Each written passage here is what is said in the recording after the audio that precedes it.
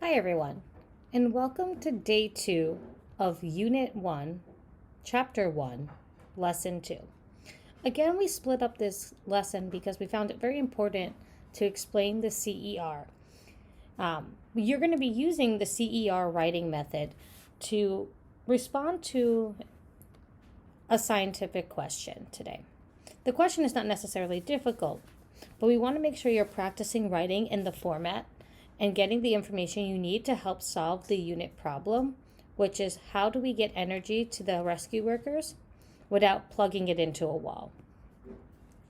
So yesterday you should have done a CER regarding Coca-Cola and Taylor Swift. A CER identifies your claim or your response, provides evidence which are facts which can be found either in text, observations, lab reports, or scientific laws. We will use all of these kinds of evidence to support our answers, but we also need to provide reasoning. Reasoning explains to the reader why what you have or what you're stating is true. So we're going to build 3 systems.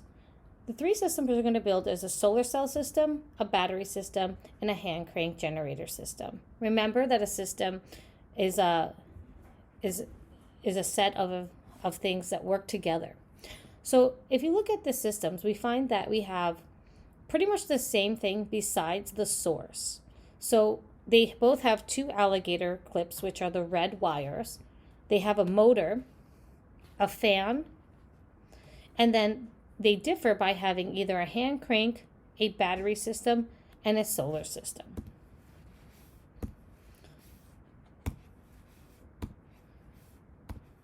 So if we're trying to decide whether or not something has energy, we have to think back to our definition of energy, which is that it has the ability to make something change or move. In this case, we're looking to see if the fan moves. So we have 2 claims or 2 answers. Since this is a yes or no question, the answers are either yes, all systems do have energy, or no, not all the systems have energy. But to answer this question, we have to look at subgroups or subclaims and identify all 3 systems and whether or not they have energy.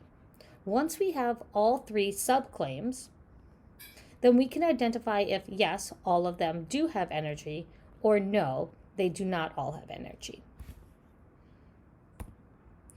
You're going to be completing this chart on Amplify. Again, I'm going to go over quickly how to get onto Amplify. Now, if you were in class yesterday, I reminded you that I want you to make sure that before every class, you log into Amplify by going onto the Teach Hub, clicking Clever, and then finally clicking Amplify. Now, I ask that you do this every day, no matter what. Even if I post the link inside of Google Classroom, it's always best to log into Amplify, as it will make sure that when you click the link, it brings you to the right place. Now I'm going to go back to Teach Hub just to click on Google Classroom so that we can all work on this. If you click on Google Classroom, I have already posted the link to this. So this is Lesson 7, Class Activity 3 and 4. Now when I click on here, because I've already logged in, it's automatically going to bring me to the correct page. Now, this is the safety guidelines for investigations. And again, as a reminder, all scientific investigations or labs, it's very important that you follow all my safety guidelines. Now, you can either click on 2, which would bring you to the second page of the investigation, or simply click the next button.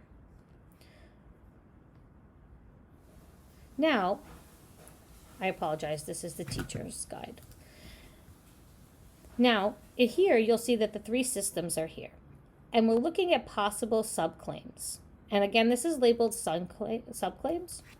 And I'm going to clear this out just because I worked on it earlier. Sorry about that. And we're going to test each system. And at the end of testing each system, we're going to identify whether or not the system has energy. And again, keeping in mind that the definition of energy is that it has the ability to move or change.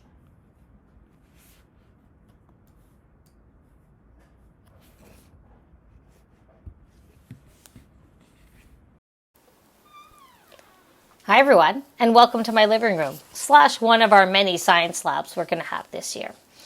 So we were talking about the three systems and trying to decide whether or not all three systems have energy.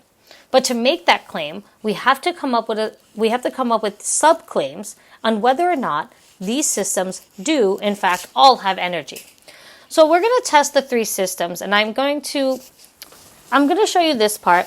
I'm going to keep this part exactly the same because in the system models, they all had the two wires connecting to the motor and then to the fan. So the only portions that change are either it's a hand crank, battery, or solar cell. Let's start with the battery, mostly because this one's pretty easy to determine as we have a lot of experience with this.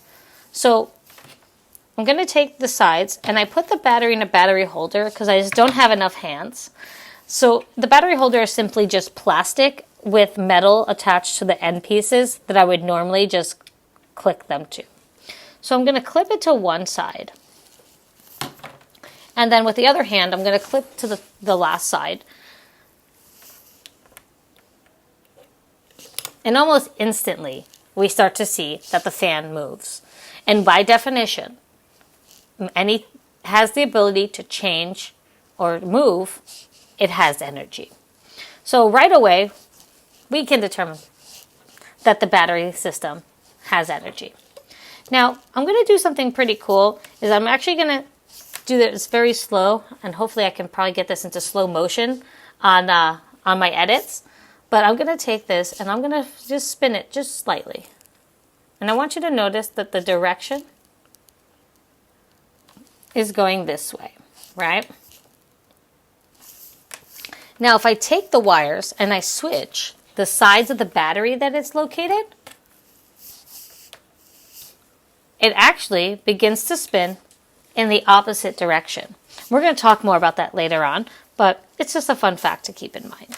So let me detach this from the battery cell and add it to the hand crank. And now I'm going to ask somebody to be my hand crank model. Would you like to be my hand crank model?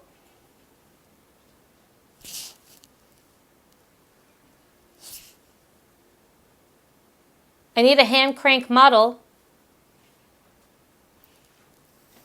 Just put your hand in the video to hold it up. Okay. Hand crank model.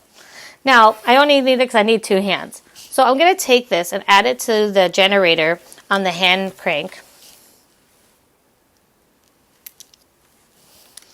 And tilt. Thank you. And just like that, we can see that this has energy. And just like the battery cell, if I go the other way, I can make it dance. And if I switch the sides of the power on these, and it would actually also switch the hand crank direction. Again, we'll learn more about that later on. Thank you, hand crank model. But you're not done. No. So I'm going to test the last system to see if it has energy. As the first two systems did make the fan spin, showing that it did have energy, we're going to test the last one. Now, if the last one does have energy, then we can make our final claim that all of them have energy. Hand crank model, fan model. Now, I'm going to take my solar cell. I'm just taking out the plastic just so that it could get direct light.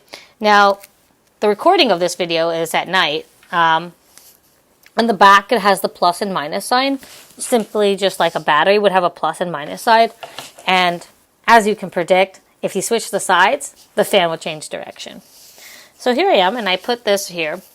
Now,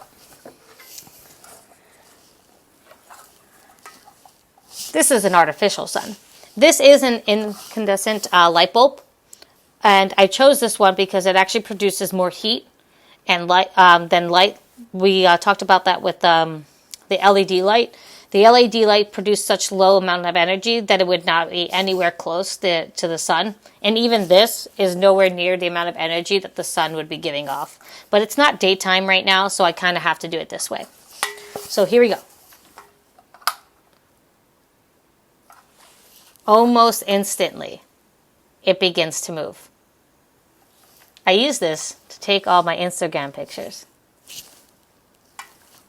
But notice once I take it away from the solar cell, it stops.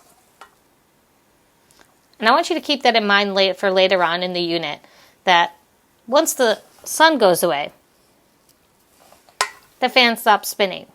We might need to add something to our system if we want to make this the final answer. Thank you, model. I would have been the hand model, but my hands are not that cute.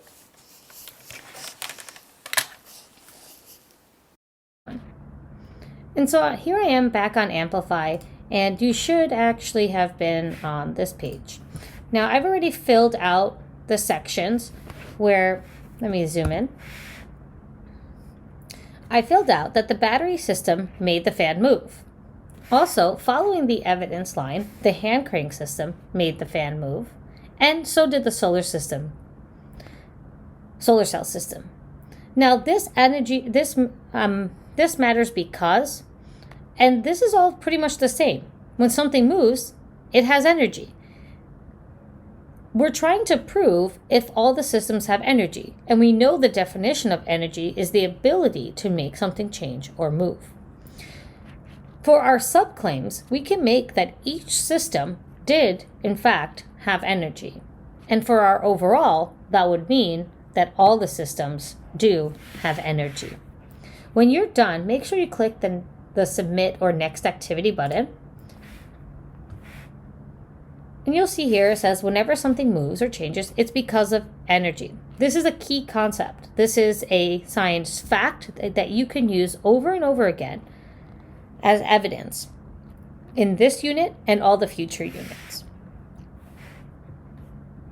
Now in the homework section, you'll notice that there are 3 pages. Make sure you complete all 3 pages, and when you get to page 3, you'll have the option to hand in. That would mark it as complete. And when you're going over these objects, keep in mind